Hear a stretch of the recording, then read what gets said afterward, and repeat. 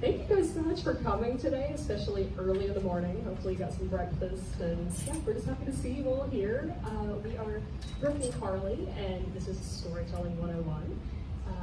We co-own Magnolia Media Group, and if you don't already know, we do basically marketing for nonprofits and big-hearted businesses, and we help people tell their story well. So that's what we're going to do today, and just going to jump right in. So, I wanted to give you a visual representation of what data can kind of feel like in your brain when it's not attached to a story. It can feel less concrete than you might think. It's like, oh, this is numbers, this is stats, you know, it feels easy to digest.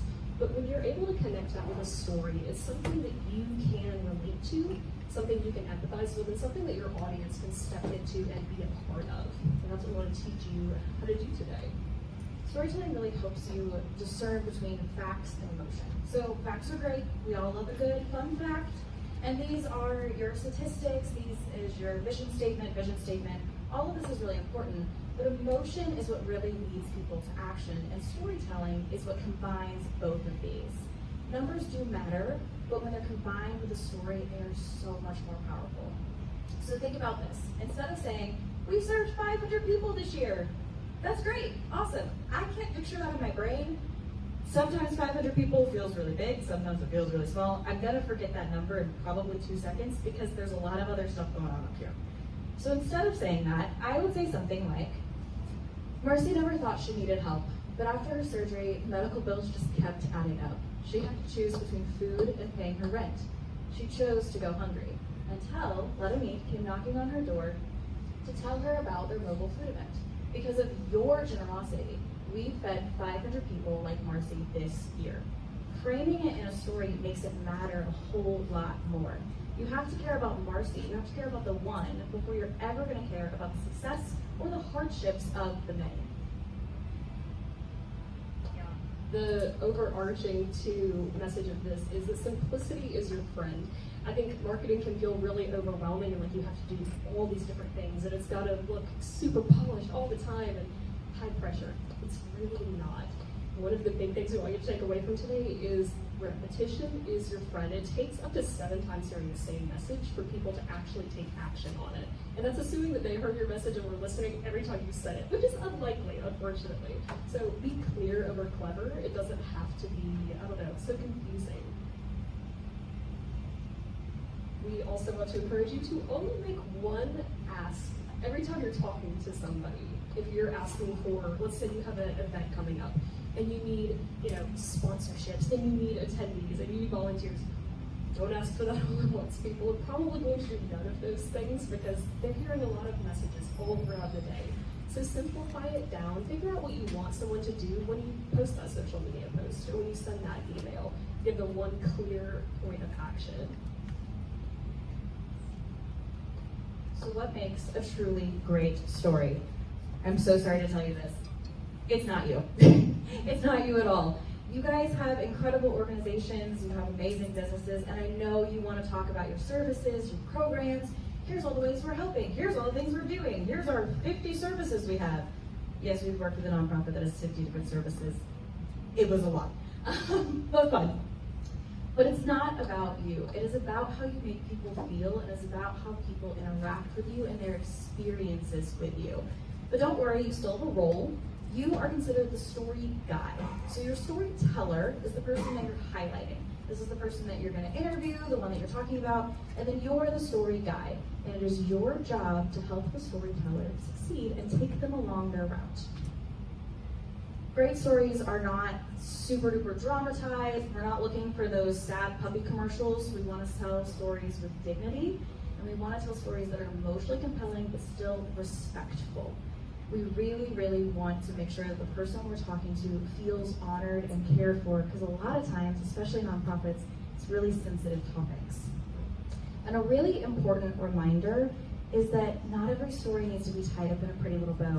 You don't have to only tell the successful story when they completed your program, when they got the car, when they beat cancer. These are great stories, but sometimes it's a lot more powerful if you tell the story right in the middle. Unfinished stories are incredibly helpful. Yeah, we kind of like to look at finished stories and unfinished stories. They're both a very important part of your strategy, but they have different roles. So a finished story is going to communicate to someone celebration, or, here's what you can expect when you buy our product. An unfinished story shows where the person is who you're likely speaking to in that moment. They show a real need, real opportunity for impact, and where supporters or customers can step in and help. So we're going to compare a finished story versus one that's kind of told in the middle perspective.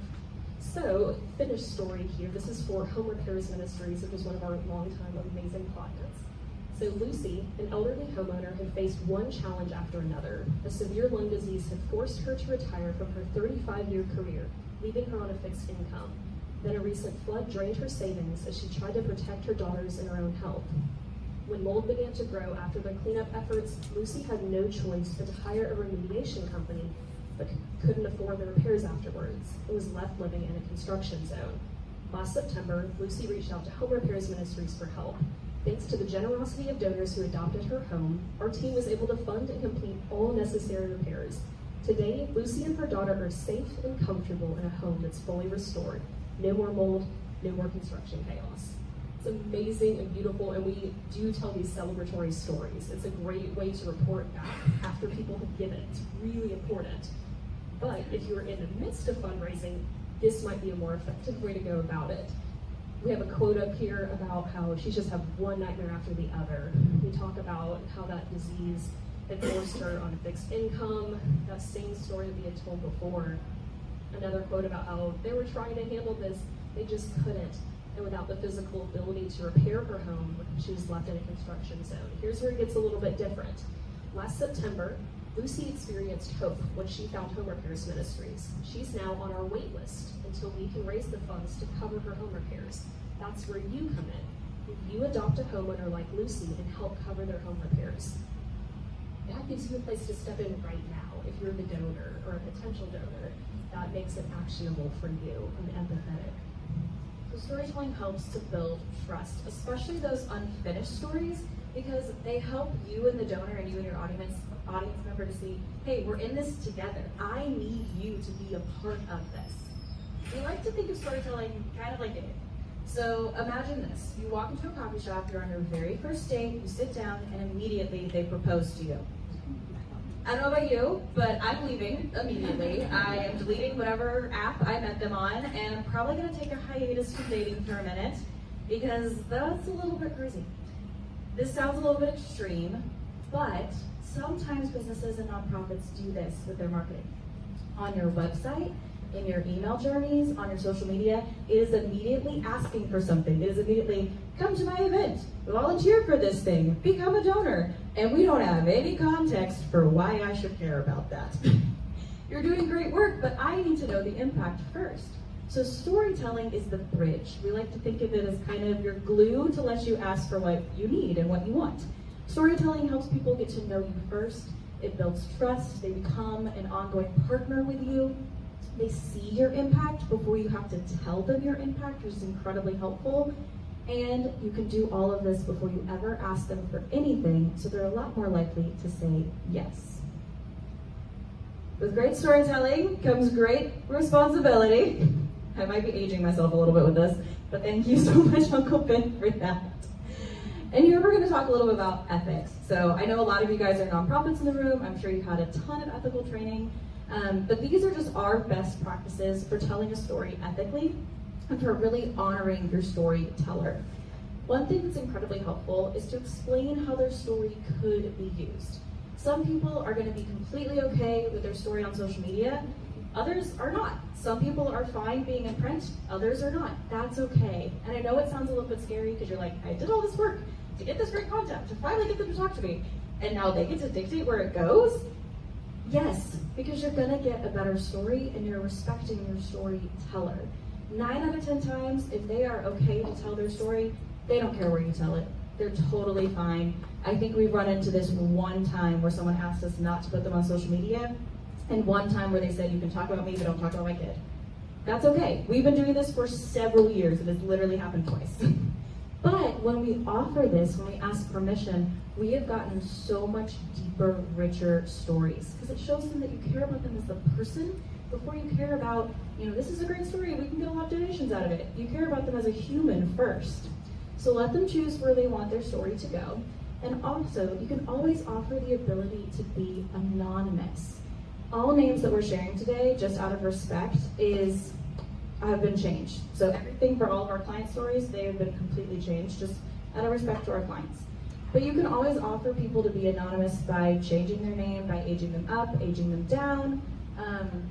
You can also change the location, whatever you need to do to make them feel protected, while still getting to share the magic of their story. And you can use a composite story when that is appropriate. So, what is a composite story? It sounds really similar to what it is. Basically what you're doing is you're taking a wide variety of multiple kind of generalized experiences and you're mushing them all together into one general narrative, one general story. And what this does is it protects the individual's identity, and it kind of helps you share, okay, this is what typically happens, this is what we can usually expect, and what happened is true, but who it happened to and the details are protected. One way that you can work with composite stories is just explain a generalized narrative and then put a name to it. So you can say, we help people like James. James is an example of XYZ. Everybody knows that James is probably not a real person, but it helps them picture a real person in their mind. It just helps you frame that a little bit better. So I love a good exercise. I don't think you can learn well without practicing. So we're gonna get either in the groups at your table or by yourself, and I want you to imagine that you're interviewing or surveying a group that has been served by your organization. And come up with 3 to 5 questions that do the following. They need to, 1, make the client the hero, it's not about you. 2, encourage readers to act. What's your end goal call to action? Do you want them to donate, volunteer, etc.? And 3, get to the heart of the story. You're just gonna have a few minutes, and then we're gonna come back together, and if you're brave, you could win a prize, so please share with the group so we can all learn from each other.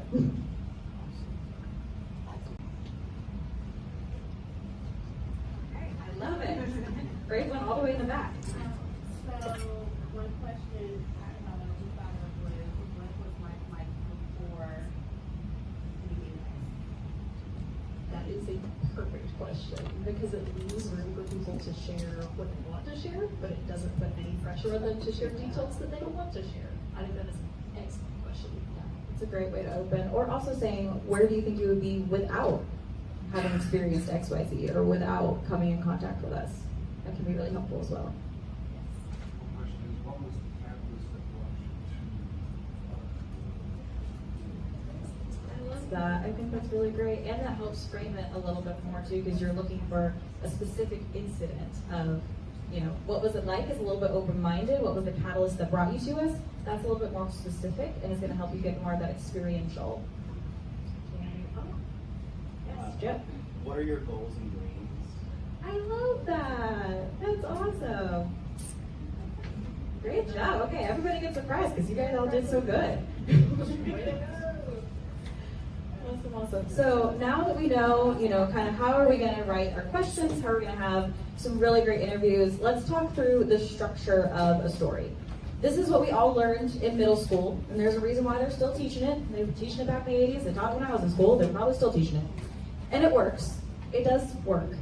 But there's a much better way. So this is from StoryBrand, which is a great company. Brooke and I have used a lot of their resources. They've got a lot of books, a lot of free resources for nonprofits. So if you want to dip your toes into storytelling, StoryBrand is a really good place to start for educational resources. And here is their framework that we also follow. A great story usually follows a character. This is your storyteller, the person that you're talking about or talking to, with a problem who meets a guy that's you. Yeah, you have a role. Who gives them a plan and calls them to action. And that results in either success or in failure. And failure's not bad. Failure is just that ongoing, showing that continual need, unfinished story. So we're going to read through one of our real stories we told for our client, Home of Hope. So this is about Bree. Bree felt like she had run out of options. She was living in a car and didn't know what to do. I have to find a job. I have no place to go. I have my baby. I'm just trying to co-parent while dealing with the divorce and everything," she explained. But everything changed when she heard about Home of Hope. "I went in for an interview with Miss Renita, and the rest is history," said Bree. "It was definitely a place to heal. I was just feeling so much confusion with everything going on and was struggling with my mental health. Home of Hope was a healing haven. It allowed me to have some stability for a moment after feeling like things wouldn't be stable." Life at Home of Hope included its fair share of challenges, though. When you go from having certain freedoms to then having restrictions placed on you, you feel a little irritated sometimes. However, I had to realize that these restrictions were put in place with a good thought behind them, of forming good habits. Being at Home of Hope has allowed me to pinpoint that I definitely do have issues with my spending sometimes, and it's been fun to watch my savings account grow. Living at Home of Hope gave Bree room to grow some of her dreams again, too. As for a short-term dream, since I'm at a legal office, my criminal justice degree is working for me. I'm excited to see how far I can go. It's all possible because of the donors and volunteers and everyone who gives out of their time and money just to be able to help provide us more stability. Without Home of Hope, I don't know where I would be. But when you're in a difficult situation like this, kindness moves mountains. Beautiful, right? Amazing story of resilience. We're going to break that down into the pieces of that story brand framework. So our character, this is a pretty clear one. This is Bree. She's our hero. We're cheering her on. And the problem she's facing is housing uncertainty. She's been living in her car. She is dealing with depression. She's leaving this difficult relationship. She's going through a ton right now. The guide she meets along the way is Home of Hope and its leadership. Now again, they're not the hero of this story. They're the guide. Kind of like Master Yoda versus Luke Skywalker. Luke Skywalker needed some help, and so did Bree, and Home of Hope gets to be that Yoda for her. The plan they give her includes structure. It includes the space to deal with the trauma that she's been through. It's the practical life guidance and just the encouragement that she needs. But they don't just give her a plan, they actually call her to action. If they gave her all the tools but didn't challenge her and encourage her, it wouldn't really have meant anything. So they, do give her rules, and she's not used to having, a budget to stick to and all of these things that she's learning in life skills classes. But they call her to more than she thought she could do. And it leads to her success. She's in this new career. She's becoming better for her kids. She's feeling this confidence that she didn't have before. And the important part of this too is not only does she succeed, she avoids failure. And by mentioning, I don't know where I'd be. Like, she doesn't know. She might have remained homeless had she not taken the plan and gone with it the way that Home of Hope encouraged her to. So showing that other potential reality is really important. So where do stories come from? We know how to ask really good questions. We know how to kind of write the structure and build it out. Where are you going to find a story? It sounds incredibly cheesy, but I promise they're all around you. You can have great stories from your staff, your volunteers, board members, donors, community partners, and I actually want you to have stories from each of these types of people. A lot of times, nonprofits especially only want to tell the client story. They want to tell, this person came in, they were dealing with all these hard things, we were able to help them, thank you, donor, for letting us do that. That's great, and there is definitely a time and a place for that. But when you expand your storytelling to your donors, your volunteers, your staff, you're helping expand your audience as well. A lot of times people see, and then people are going to do that. So if you want more volunteers, tell a volunteer story. If you want more donors, tell a donor story. Even if it's a really small monthly donor, they can still be incredibly powerful and impactful. And now that we're looking for all of these stories, well, actually, I jumped ahead. Another thing that's really important is that everyday moments truly do matter. And this is something that might feel a little bit weird, but what feels routine to you, it feels like just another Thursday morning, can actually be life-changing to some of your audience members. And here's a series from Isaiah 117 House. They provide foster care support up in Chattanooga, Tennessee. They're an incredible, incredible ministry. And they have a series called A Series from an Open Home. So if we take a look at this post, it just shows a picture of a broken TV. It's a little jarring. It's like, oh, what is that? And it shares about one of their teen boys who was staying with them, was having some behaviors, having a little bit of a harder time, and he broke this foster parent's TV. That's hard. That's not a warm and fuzzy, tied up in a little bow story. It kind of helps and lets the donor into sometimes foster care is difficult. And sometimes these are the things that we're going through, and this is what it's like to be a foster kid who's dealing with a lot of trauma. This is what it's like to be a foster parent who's trying to help walk alongside them. And it's not all sunshine and puppies and roses sometimes. The really cool thing about this post is it was not a donation post. They're not asking for anything. They're just saying, hey, this is what happened. Here's a glimpse into what it's like. Let's be vulnerable for a second and show you what's going on. And the response was incredible. The engagement on this thing was amazing. They had a ton of comments, but the even cooler thing, they had people coming by their front offices and dropping off brand new TVs. Like, just from this post, because this nonprofit said, hey, we're okay with being a little bit vulnerable and sharing something that isn't all happy, smiling faces, because that's not the reality of foster care. And here's a couple other examples. This is a bed, and it just showed the impact of having a kid have a safe place that they can sleep and feel at peace and feel warm and cozy, and just the impact of that. This one gets me every single time, and it's about a little chair that their counselors meet with these children in foster care, and how there's some really hard conversations that happen in this little chair, but how they're able to help people and how they've seen such growth through the kids who walk through their doors. And then this is just a bag and some shoes. But a lot of children who are going through foster care, they just have to carry their stuff in a trash bag. They don't have a bag to carry their clothing, and that's huge. That is really a big toll on your mental health if you don't have those things. So this just shows the importance of that. When you let people in and show them those everyday moments, those small little snippets into this is what life is like for our organization and the people who touch it, people feel, they react. Your followers and your audience think a child shouldn't have to hurt so much that they break a TV. Every kid should have a warm, cozy bed. And every child should have shoes that fit and a bag for their clothing. Small moments like these can tell really powerful stories, but the really cool thing, we didn't show a single face. There is not a single name here. You don't know anything identifiable about any of these kids.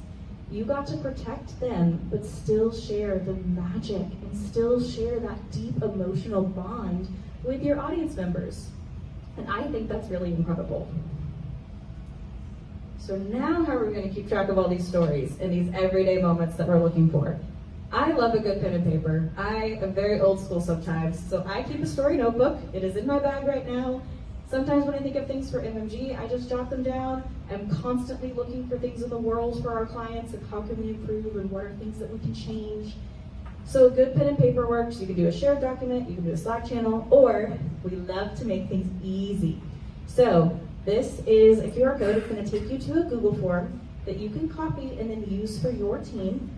But if you're going to do this, you're making an agreement with me, okay? I put effort into this. So I want you to use it. If you're going to scan this code, use it. And you're agreeing to have your team members, or at least challenge them, to send in one meaningful moment a week. I know that sounds like that's a lot sometimes. They're like, I'm really busy. But I promise you, that's it. I promise you, once you start looking for them, you will not be able to stop seeing them. And you've got to work that muscle. The first couple weeks you do this, you're like, I don't really know if this is gonna work. But I promise the more that you do it, the better you're gonna get at it, and you are going to have an amazing bank of stories. We do this all the time, and then we could look back at our bank and say, okay, that one's really great for end of year. Let's save that for the spring campaign. And you can kind of plan out what your stories are going to be throughout the year. I can also bring this back up if you didn't get it. And we have another exercise, because I love hands-on learning. So we are going to brainstorm some stories together. And we're just going to have a few minutes. You can stay in your same groups. You can work by yourself, whatever you feel. And I want you to come up with one of these types of stories. So it can be an unfinished story that shows the ongoing need. This is like Lucy that we learned from Home Repairs. It could be a long form story like Bree that we learned from Home with Hope. If you have a contact in mind, that's amazing. Write them down and reach out to them this week. We want this to be practical. Or is there a small moment like the broken TV or the little chair that you could share? We're gonna take a break for about 2-3 minutes for you guys to work on that, and then we're gonna come back and share. And if you share, you could win a prize. Would anybody like to share what kind of story they're looking to tell soon? Any ideas? So our nonprofit focuses on communication, boards, and advice so she kind of cannot speak. So when I thought about this story, I thought about a little boy we'll call him Max. He was in third grade. He has autism, cannot speak and communicate his wants and needs. We had just put one of these in the classroom, and it has hurt and go home on it. And he was crying a lot that day, but he honestly cries a lot several days, and we never really knew what was wrong. On this day, he went over to the board and kept pushing, hurt, go home. We took him to the school nurse. He actually had a fever, and he ended up going home, but it was the first time he was able to effectively communicate that he did not feel well using his. That's great. That is an I need an incredible story. I know that's gonna start to tear up. Yeah. That's really great. Thank you for sharing that. Anybody else want to give their insight? Yes. I have an unfinished story. I was telling them we had a miracle happen on last Saturday, when family promised to come in. We actually had a volunteer that was being picked up by their aunt, and for whatever reason, we don't know why, the aunt drove her car straight through the wall of our dining room, entirely into the dining room. And so that's been a whole experience this week of, insurance and all of that kind of stuff. But it was a time of day that normally everyone would have been in the dining room. And for whatever reason, the dinner host that night, instead of putting all of the food out on the counter to the right in the dining room, had walked into the kitchen and put it in the kitchen. And so then everybody had moved to the kitchen, and literally like two of our favorite volunteers, one was the board member, had been in the room 30 seconds earlier. So, unfinished because there's the need of rebuilding the dining room and getting the families back in. It has to cut the power and the gas where they can hit. So getting all that stuff checked out this week. But yeah, everyone was okay. So Yeah. What a good opportunity to be like, things happen. There's a place to step in and support you all. Wow. Put that out there and then people will show up. Yeah, hopefully. Maybe not TVs and stuff. Maybe drywall. Yeah, that really is an incredible That's a great example. Anybody else? We have one more bag gift, but we do have some more of our gifts if you want to share too. Yes, Andrea. So ours will be a long story, and it has to do with we such has been impacted by foster care, and this is our first summer for the summer camp for teens that are getting ready to age out of foster care to teach them life skills. And it's so interesting because running a nonprofit, you have to have partnerships because you can't do everything. And so we had the kids, we just didn't have a space. And so then we started talking about space, and Robin says, hey, I have a space, you can use our space. And so we're at Robin's space.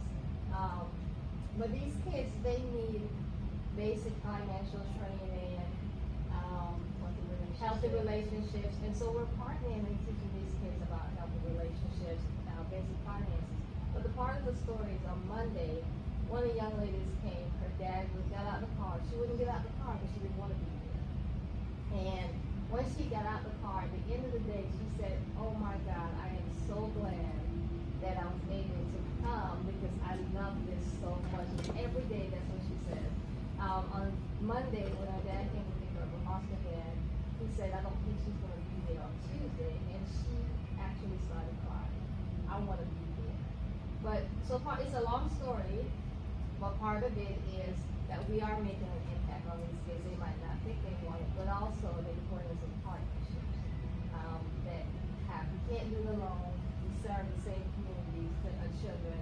So it's partnership, but also the impact we make it on the child. Yeah, that is truly incredible. I want you to write that. Yes, please. And that too, that gave me a thought that I don't think we really put in our slides specifically, but a lot of the stories we tell too will be from a couple of different perspectives. So having Robin or another partner be able to say, here's why we thought it was important to contribute to what you're doing, and then to have the perspective of the person being served as well, and show that full picture, I guess, would be really powerful. I think it would be super helpful to have 2 to 3 voices in every story to kind of keep it a little bit more engaging. And Robin could talk about, here's why you're using our building, but even having the foster dad just say one thing would be incredibly helpful as well. Really good, thank you guys. So where are all these stories now? We know, how to framework it and how to tell them ethically. And, let's look at some of the channels. And just to be clear, there are so many great channels to do storytelling. You can do podcasts, you can do video, you can do social media, all the different options. But we're just going to go over a few that we do for the majority of our clients. So blogs. You might think, isn't blogging kind of 2005? Like, does anybody really care about blogs?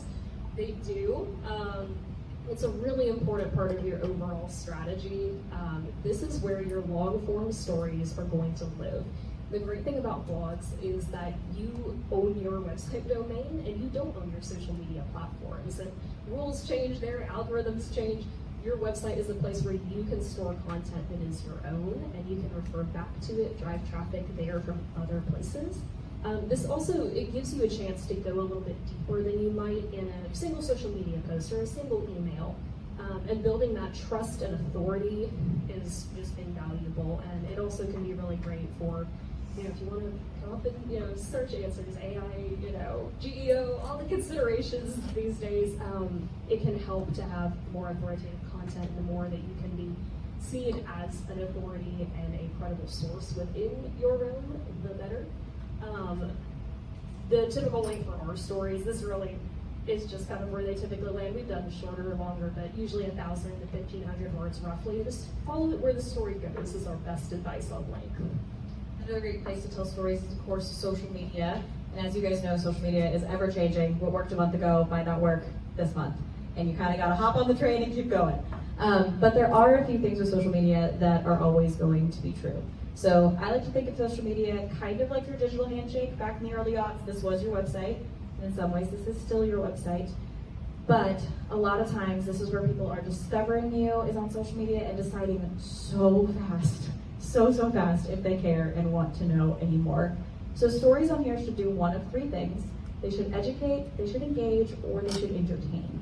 And something that's really helpful is just look at what you're currently posting and start flagging them and say, okay, is this more of an educational post? Am I talking about the needs that we're encountering? Am I talking about statistics? Am I talking about, here's the solution? Is this more educating on the problem that I'm hoping to solve? Is this more engaging? Am I asking for something? Am I asking you to come to an event? Am I telling you about a silent auction? Am I trying to get more of that like live feedback? Or is it entertaining? Am I just following TikTok trends? There is some great things with that, but if you're only doing that, it has no substance. You're getting a lot of views, but they aren't really views that are gonna go anywhere or actually turn into donors and turn into partners because they don't know who you are. They just see you and scroll to the next thing. So you don't need to have all of these equal, but I will say don't lean too heavy into one of them. It's very helpful to have a mix of both. And one thing that's really helpful when you're just starting out, when you're writing your social media calendars, we use just a Google Excel sheet. We start out really simple and then build it from there. Create a column and just have in that column, I need this many educational posts, this many entertaining posts, and this many engaging posts. And start from there. That really helps you frame your content to where it needs to go. You can, of course, tell stories in a lot of different ways on social media. One of them is, of course, video storytelling. Everybody loves those reels. But something that's been really cool recently, carousels are actually outperforming video in a lot of places for a lot of people. So if you're like, my team cannot do video, like we don't have the time, we're not good at that, please don't show my face, you can still compete with carousels. And they're doing really well with saves and shares, which are kind of the two top metrics that people are watching now. You can, of course, also do quotes, short stories, or long stories that you use on your blog can be repurposed for a social media post. Brooke and I are very much so about, we want you to get the most life possible out of your stories. A good story can live in multiple areas because, like Brooke said, you gotta hear something 7 times before you're gonna take action. So it's okay if your donor in your audience sees the same story in a few different places. You kind of want them to, so it'll stick there. This is a story from Families for Families, and we just blurred out the names just to be respectful. But it talks through, they had a really difficult placement. They weren't sure if they're going to keep their home open. They were heavily considering closing their home. But then they met these 2 little girls, and they just felt like, okay, we have to work with them. We have to be able to foster these kids. I just feel like the Lord put them on our heart. So they reopened their home. And then we have a nice link here that takes you back to the blog, back to the full story, the long form content that helps to drive a little bit more traction to your website as well, which is helpful. If you don't want to share the full long story, you can also always share a pull-out quote. We do this often where you just have one really strong quote, Or something that's really helpful is you can use a quote to kind of back up a composite story. So up here, this is a form of composite story. And we're talking about what is it like to be a foster parent. It is cleaning up spilled juice after a tantrum. It is playing Barbies on the floor and trying to help this kid open up to you. It is tucking little kids in. It is calming down tantrums. It is being hit sometimes. It's all of the things. And we're painting a picture of what it is like to be a foster parent. And then we have this really great quote from a real foster parent from Families for Families to back up the narrative compositive story that we have painted for you. That can be super helpful. Another thing, if you have to be really creative, you can do storytelling without names, without faces, and without any quotes. We, of course, love to have those things when we can, but if you don't have that ability, this is a form of storytelling, and this is for one of our clients, Let 'Em Eat, and it just talks about what does food insecurity look like, because a lot of times people have bias over the types of people who are needing a little bit of assistance with food. So this paints a picture of 3 different types of people. One of them is a grandma, and she is trying to provide for her kids and her grandkids. She can't afford to eat herself, so she just doesn't eat. She skips meals so she can take care of these kiddos. Another one is an adult. He just lost his job. He doesn't have insurance anymore. He can barely afford to pay his rent, so he just buys cheap fast food. That's all he knows what to do. And then the third one is a senior adult who worked their whole life, but they do not have enough in retirement, and their Social Security is not covering nutritious meals. And these are all real people that Let 'Em Eat helps, but they're told in a compositive way, so it still dignifies their story when they don't want to be identifiable. It's super duper helpful. Yeah, so email is another great channel to tell stories. You can go a little bit deeper here as well. You can also unfold a story over time. Something that we like to do for especially campaigns. When we don't have a whole lot of stories to work with, we will unfold one story and do it kind of piece by piece and reveal just a little bit more, and that keeps your audience like, oh, when I send in that next email, I want to open it. You can also be a little more direct about who you're speaking to in email if you have your list segmented, which if you don't, I highly encourage you to take some time to do that, because you can, talk to your donors, you can talk to your volunteers. These people came to an event last year, let's tell them about it this year. Just get a little more specific and make it feel more personal, because we say it all the time, and this might sound weird coming from a marketing agency, but marketing, honestly, in an ideal world wouldn't exist. It would all be just word of mouth and speaking to each other. So as personal as you can make those messages, do it. You can also, add, hey, first name, and, do those little tags in there, again, just to personalize it a little bit. So we're gonna compare an email without a story, and then with a story to show you the difference in how facts can stick in your mind when you have kind of a face to put it to. So this is for, again, our client Home Repairs Ministries as a part of a fundraising campaign around end of year. So the subject line here says, will you help us provide critical repairs to homeowners in need? Pretty clear? We're asking for money. Not a problem though. Our wait list is growing. We need you now more than ever. So this is what you'll see before you even open the email. We're being direct. Hey, first name, you believe that everyone deserves to stay safe, dry, and warm in their own home. That's why I'm asking, will you give today to provide critical home repairs to over a dozen homeowners on our waiting list? This past year was record-breaking for home repairs. We repaired more homes and completed larger projects than ever before, but with expansion comes growing pains. We're receiving more and more requests for large-scale repairs, water heaters, HVAC, roofs, etc., and we don't have the funds to keep up with the demand. Will you give today to help a homeowner in need? 1 in 5 people spend over 30% of their annual income on housing, and in Metro Atlanta, over 130,000 homes will be over 50 years old by 2040, meaning people's budgets are already tight, and a lot of homeowners in our area won't be able to afford the needed repairs and maintenance on these aging homes. Your gift to home repairs helps repair more than homes. We work to repair hearts too. Every gift to home repairs reminds homeowners that they are not alone and they matter. Will you give today to help a homeowner in need? And the button says, here's my gift. So this is a well-crafted email. There's a lot of best practices in here that we would encourage you to abide by, but it's lacking in the story department. So do you remember, does anybody remember what percentage of annual income homeowners spend on home repairs? 30, okay. How many homes will be over age 50 by 2040? How many homeowners are on their wait list right now? Our home repairs guy, he remembers. Our board member over here. That's cheating. No, that's great. Thank you, Dawn. So you probably do, some of you remember these numbers, but they may not really mean a whole lot to you because, again, like we talked about earlier, 130,000 homes. What does that look like? What does that really mean for the people around me? So here is a similar email, similar length.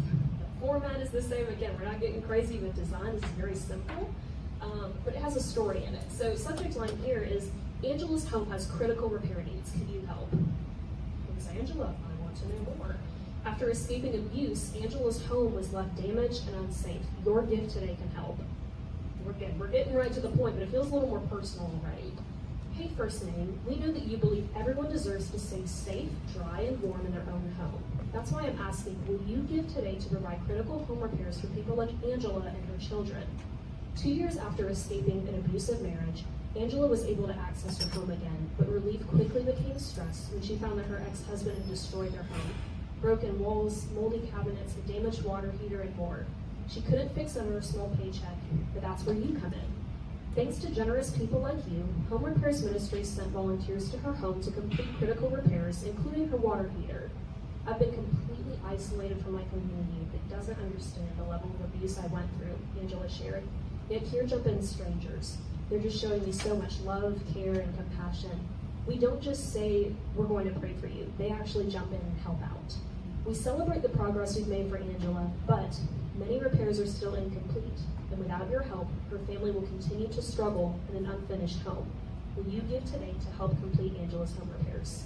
The button says, I want to help. So this gives you a chance to step in right now and be the solution to Angela's struggles. I mean, do you remember what happened to Angela's home? The ex-husband destroyed it. And Home Repairs Ministries, they were able to help by completing some of those repairs. But is there still work to be done? And how can you help? Giving. Exactly. It's really clear to you how to be what is needed in this situation. So you probably care a little bit more too after hearing about Angela, and that's really what we want to walk away with. So the secret sauce for email appeals, this is just a list of some good best practices for writing emails. Again, especially this is geared toward year-end fundraising or other campaigns that you might do, but none of these are going to hurt out of a year or two. So starting with your donor and you being in this together, you're a person who cares about animals. We're talking about how you can help animals now, building that community, making a clear, simple ask. Again, one goal. We're asking for one thing: donations. Sharing a real incomplete story. Angela's story, we had some successes, some celebrations, but there's still need, and it's active. Skipping unnecessary details. Again, we're not talking about all of our programs, all the things we do all at once. We're just keeping it very focused. We asked for the donation 3 different times. Actually, I think we may have done 4 in this one because we had hyperlinked text and button in both of these. So again, repetition's your friend. Including a short direct donation link, minimal design, as personal as you can keep it. I mean, like you said, we had logo, we had copy, we had one photo, and we had a button. It doesn't have to be this crazy, you don't need like a full-time graphic designer to do this. Showing what happens if they don't give. Angela's going to continue to struggle in an unfinished home if you don't give. That's not fear-mongering, it's not like a scare tactic, that's just the reality of that's the other option. And ending with a donate button, always great. And then adding some bolded and underlined text or italicized just to pull things out, because unfortunately people won't read every word that you write, so you want to make it easy for people to skim through as they read in the midst of their busy day. So, that was everything. Thank you so much for taking all of this in. I hope this was helpful for you all. These are some points that we want you to walk away with if you don't remember any specific things that we said. So storytelling helps people to connect emotionally with your mission. It gives them an understanding of why your work matters, and they can see the real impact of their support. And what you really need for storytelling is people, you need experience, and you need compassion. It's not this crazy hard thing to do. You just need to start noticing the stories that are already around you, and I hope you feel a little better equipped to do that after this workshop today. And if you would like some help finding your stories and telling your stories, we would love to connect with you. This is all of our information. You can also scan this QR code, and this will take you to a 30-minute discovery call. And this is your time. We can talk about our services, we can talk about what our marketing looks like, or you can just ask us a question about storytelling or ask us a question about marketing. Have us look at your social media and see what could be improved. We really want to be a resource for you. We are here to help you. So take this 30 minutes and spend it however you want to spend it. I am here to be a listening ear and to help in whatever way I can. We do have a few more minutes in this room, so if you guys want to grab a little bit more food, mingle, network, I would love to meet any and every one of you. Or if you need to get along with your day, we are officially dismissed. Thank you guys so much.